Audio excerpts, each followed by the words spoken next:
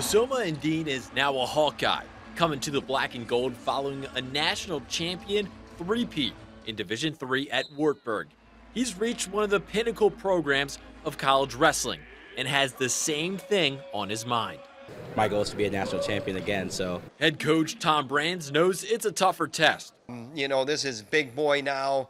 I'm not saying that his accomplishments are little boy, but he has, you alluded to his skill level. He's tremendously athletic. He's tremendously gifted in a lot of things that he does very, very well on the mat.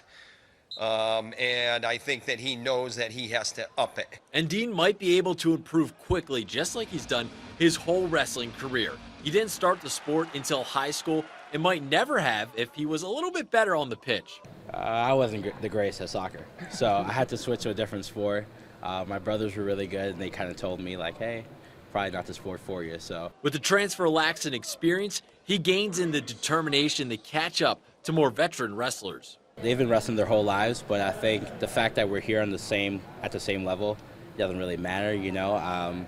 I've put the same amount of time, if not more. I believe I put more time than most of these guys, so to me that's not really a barrier. It's just you know, another thing I want to achieve.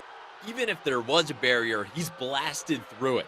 This last-second comeback against an All-American last week proved it. But all this almost never happened, and Dean competed at the junior college level that used to cost a year of eligibility.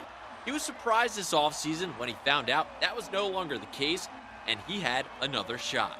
And then I learned about the year I actually do have, so then I was just like, well, college for another year isn't too bad, so I just did that for one more year and ended up here, the best college.